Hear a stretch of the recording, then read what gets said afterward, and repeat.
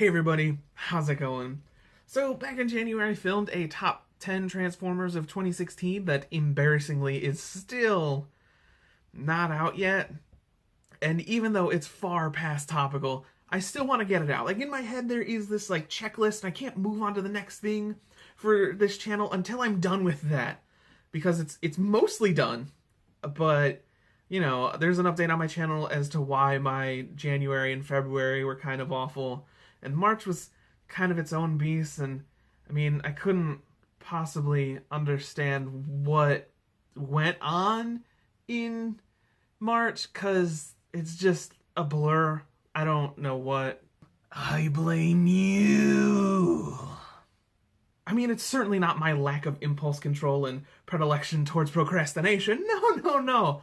Just unforeseen circumstances. Please don't be jarred by my shorter haircut, newer glasses, and anything else that might change between the January cut and this. I just wanted to film this new intro. Anyway, please enjoy my embarrassingly late top 10 Transformers of 2016.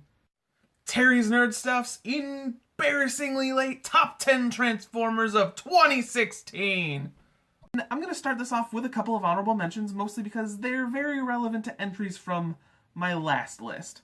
Those are Power Master Optimus Prime and Solar Storm Grapel. So if you really want to know my opinions of this mold, you can just go read my entry on Universe Inferno that I got last year. I love this mold. I think it's fantastic. It's one of my favorite Voyager molds, period, and it deserves a spot on this list, but not a proper one, because I got some other really cool stuff on the way. And as for Power Master Optimus Prime, I like him almost as much as I like Ultra Magnus, but only just. He's got some cool extra stuff, and he's very compatible with the current play pattern. I don't know, he just doesn't have that oomph that Ultra Magnus had. Both those guys are pretty great, but I can't really see myself giving this guy a numbered slot on this list. 10! Starting off this list at number 10, I've got X-transbots Apollyon. I had a lot to say about this guy. I made a video about him a little bit ago. If you want to check out my full opinions, you go watch that one. But as for this guy, he is not great, but he is absolutely everything I could have wanted from Masterpiece Megatron, regardless of what company made him. So, I dig him. So he's on here. 9! Tied for the number 9 slot are these two questionable relics that I just love dearly. Alternators Optimus Prime and Grimlock. Binaltech? I don't know. These guys are not that good, but something about them really clicks with me. It's like some kind of design aesthetic that came and went and is a relic of a forgotten time, somewhere between the majesty of classics and the perfection of Masterpiece. These guys arose. Don't transform them though. Just don't.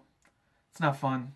Number 8. So next up on the list is a guy I really had a hard time placing on this list, because I wasn't sure if I should base him on the merits of the upgrade kit that I got this year, or the base figure that I got almost 2 years ago. This is the SND Primo Vitalis upgrade kit for Combiner Wars Optimus Prime, and my god is he gorgeous. Just take a look at that. That is some really changed aesthetic.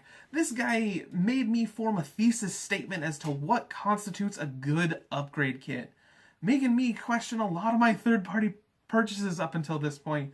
And it's fantastic, but it is still kind of marred by the fact that it's also Combiner Wars Optimus Prime, even with the same hips. But I love it so much. 7! Next up, we've got Fans Project Severo. Never has a toy been marred by so many questionable design choices that I have loved dearly. This guy stands proud as being not Masterpiece Grimlock. And as off-putting as I find that, I also kind of really love it. This guy is great. He is just fantastic. Especially when you get his two little buddies mixed in. Alone, these guys are super playable and super posable. Oh, but they got a secret. A damn good one. These two dudes form together to make a badass cudgel that looks way more appropriate for the King of Brutality than this wimpy Energo Saber. 6. Now it is finally time to talk about the great thing that's been happening to Transformers for well over the last half of last year. I'm talking about Titan's Return. Titan's Return has been one of the most fulfilling Transformers lines in a long time. Trumps Combiner Wars, without a doubt.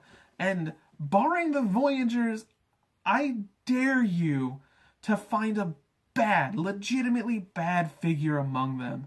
Given there are one or two that could be better, but none of them are unquestionably terrible. All of them function, all of them do the thing that they're supposed to do and or look like the guy they're supposed to look like. And Trigger Happy is sitting comfortably at the top of all of them. His transformation is top notch. One of the most unique and interesting transformations I've had the pleasure of playing with in a long time. And he's got posability that so many deluxes are lacking, and he just overperforms in a way that I am so satisfied with. Number 5. Now, if there's anything I love more than a competently put together Transformer with great articulation, great transformation, and wonderful modes, it's something that does a little less than all of that, but is really weird and kinda stupid. Don't get me wrong, Trigger Happy is still comfortably the king of Titan's Return, but Twinferno here just checks so many of my personal check boxes that he has to come out on top. A two-headed dragon that turns into a robot with dragons for hands, and a headmaster that's an eye-patched lion that's also a reference to BattleBots. I cannot say anything but yes to Twinferno. 4. And number 4 is going to be one of those times where I just straight up cheat this list and lump a ton of guys together to make them one entry. Now, I'm not going to lump in just 2 or 3 guys or even a whole combiner. I'm talking about all 6 RID Decepticons that I picked up last year. Now, each of these guys are fantastic in their own right, and I spent a good deal of time talking about them in a video I did earlier last year. Trust me, you'll find it. The title really gives it away. But I want to give special attention to one guy in particular, Bisque. When I first saw this sports car lobster man, I knew right away that I was gonna love it. But because of the serendipitous way that he came into my life, I just, it's something I'm gonna treasure for a long time. See, I found out this guy had shown up at a local Target after weeks and weeks of searching and giving up. It was like the start of December, and I was super sick, and it had just snowed, and someone online told me that they found one in my area. So even though I shouldn't have been outside and I shouldn't have been driving, I went to my Target, and I almost did an unintentional donut right into the Target parking lot, and I got him. Like, it's not as glamorous as it is in my head, because I almost died twice, but is it? It's worth it. I don't know, it's not a question. It's worth it. 3. Next up is the late entry but undisputed winner of the Combiner Wars. I'm talking about Bruticus. This guy, this team is so good. There's only one goose egg in this whole set, and it's Brawl, but Brawl is a fantastic leg, and that's what he's spent like 90% of his time being, so he gets a pass.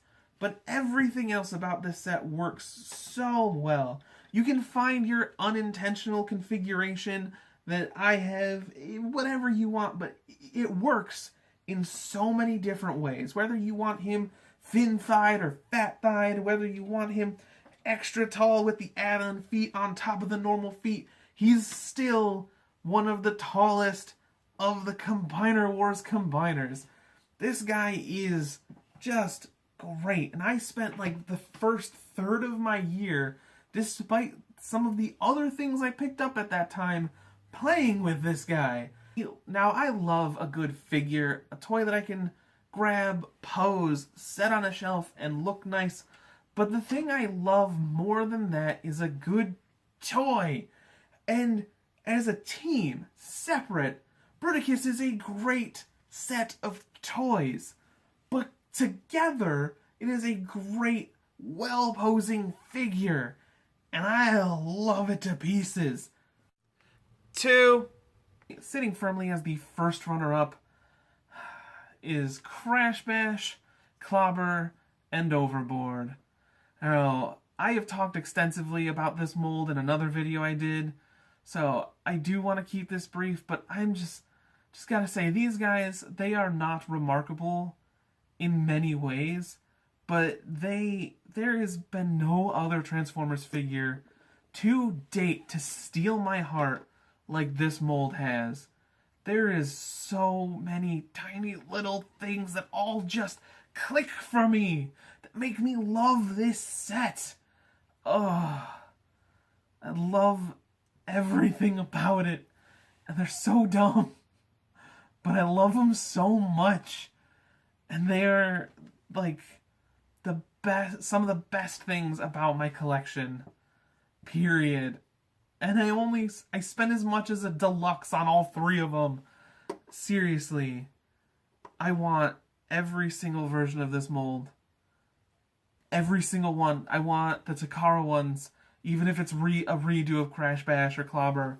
I want them all. I so do. Every version that is ever going to come out, I think I'm gonna hunt them all. These guys are great. And number 1!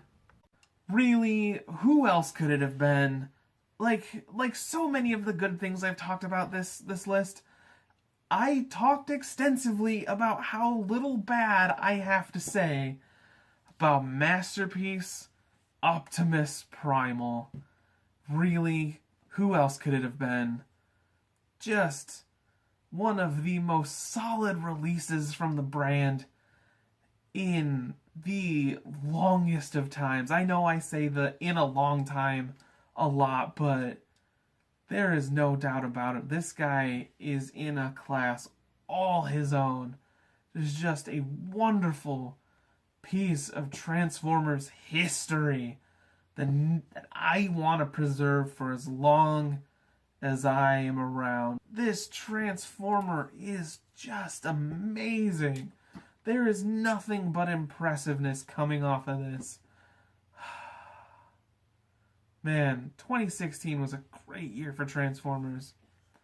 Not counting Headmasters, that was the 24 bots that just stole my heart last year. 2016 was just a great year for the Transformers franchise, with Combiner Wars finishing out and Titan's Return coming in, and RID being just fantastic. It's a fandom that I'm super proud to be a part of. No matter how good your 2016 was, I'm sincerely hoping the year 2017 is so much better. You deserve it. Everything is fantastic, even the stuff that's garbage. I'm seriously looking forward to what's coming this year. Fingers crossed, guys. That's the best you can do. Have a good night. Bye!